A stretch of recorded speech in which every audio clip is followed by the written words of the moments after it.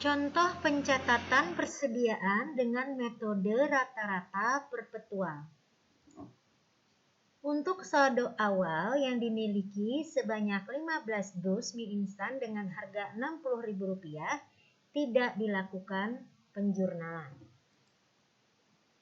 Tanggal 3 Juni, menjual 10 dus mie instan dengan harga Rp66.000 per dus kepada toko mawar secara tunai, maka kita kalikan 10 dus dengan Rp66.000 dan diperoleh hasil Rp660.000, sehingga jurnal yang kita buat adalah kas di debit dan penjualan di kredit sebesar Rp660.000. Selanjutnya kita buat beban pokok penjualan di debit dan persediaan barang dagang di kredit sebesar Rp600.000 yang angkanya diambil dari kolom jumlah di kolom keluar.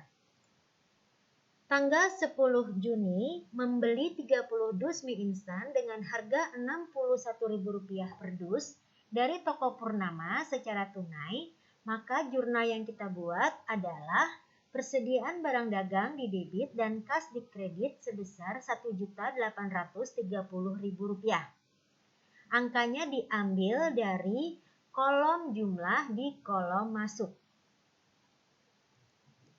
Tanggal 15 Juni dijual 15 dus mie instan dengan harga Rp66.000 per dus kepada toko Cantika secara tunai, maka kita kalikan 15 dus dikali dengan Rp66.000 sama dengan Rp990.000.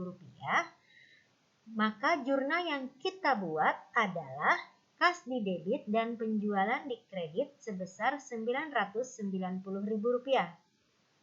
Selanjutnya kita buat jurnal di mana beban pokok penjualan di debit dan persediaan barang dagang di kredit sebesar Rp912.857. Angkanya kita ambil dari kolom jumlah di kolom keluar.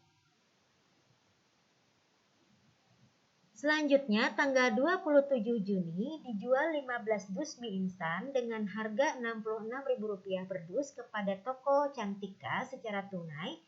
Kita kalikan 15 dus dikali dengan Rp66.000 sama dengan Rp990.000.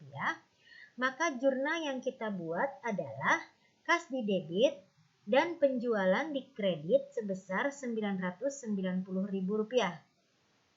Dan kita juga membuat jurnal yaitu beban pokok penjualan di debit dan persediaan barang dagang di kredit sebesar Rp912.857. Angka ini kita ambil dari angka di kolom jumlah di kolom keluar. Tanggal 30 Juni membeli 10 dus mie instan dengan harga Rp62.000 per dus dari toko Purnama secara tunai, maka jurnal yang kita buat adalah persediaan barang dagang di debit dan kas di kredit sebesar Rp620.000. Angkanya diambil dari kolom jumlah di kolom masuk. Apabila kita jumlahkan, maka penjualan kita selama bulan Juni itu berasal dari 3 transaksi, yaitu transaksi tanggal 3 Juni, tanggal 15 Juni, dan tanggal 27 Juni, dan totalnya adalah Rp2.640.000.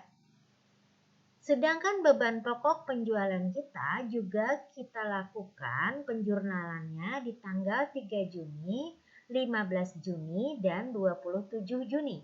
Sehingga total nilai untuk akun beban pokok penjualan untuk bulan Juni adalah Rp2.425.714. Apabila kita melihat satu persatu, maka pada tanggal 3 Juni penjualan yang terjadi sebesar Rp660.000 dan beban pokok penjualannya adalah Rp600.000. Tanggal 15 Juni penjualan sebesar Rp990.000 dan beban pokok penjualannya adalah Rp912.857.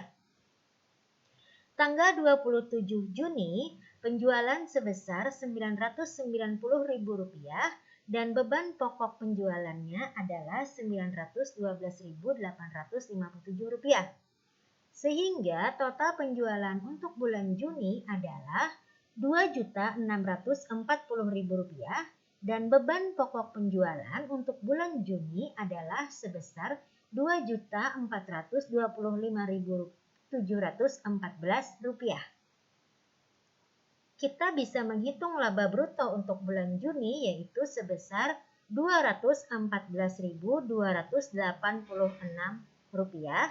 dengan mengurangkan nilai Rp2.640.000 dikurangkan dengan Rp2.425.714. Kita bisa juga menghitung laba bruto untuk setiap tanggal terjadinya transaksi penjualan, yaitu untuk tanggal 3 Juni dengan cara Rp660.000 dikurangi dengan Rp600.000. Tanggal 15 Juni kita kurangkan Rp990.000 dengan Rp912.857 dan tanggal 27 Juni Rp990.000 dikurangkan dengan Rp912.857. Maka kita bisa menghitung laba bruto untuk masing-masing tanggal terjadinya penjualan. Kemudian kita menghitung persediaan barang dagang. Dari awal periode kita memiliki Rp900.000, kemudian tanggal 3 Juni terjadi transaksi penjualan yang akan mengurangi persediaan barang dagang kita sebesar Rp600.000. Tanggal 10 Juni terjadi transaksi pembelian sehingga menambah persediaan barang kita sebesar Rp1.830.000. Tanggal 15 Juni terjadi transaksi penjualan yang akan mengurangi persediaan barang dagang kita sebesar Rp912.857.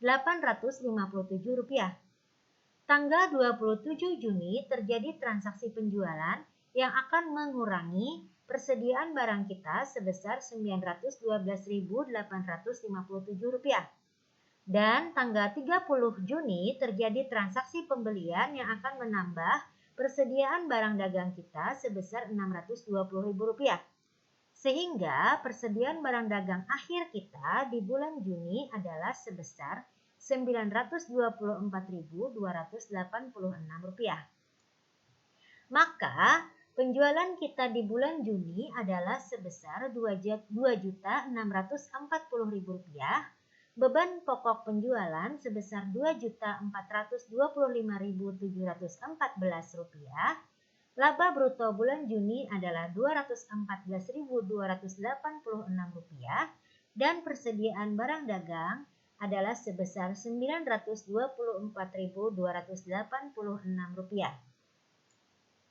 Apabila kita sajikan di laporan keuangan, maka kita letakkan di laporan posisi keuangan untuk aset lancar, yaitu dengan akun persediaan barang dagang sebesar Rp924.286. Ini adalah nilai persediaan barang dagang akhir.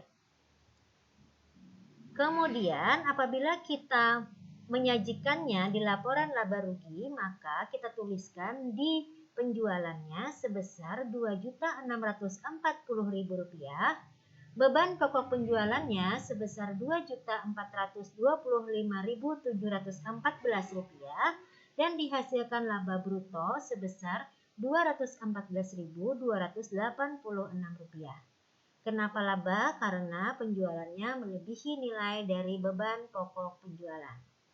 Demikian penjelasan tentang contoh pencatatan persediaan dengan metode rata-rata perpetual. Semoga bermanfaat. Terima kasih.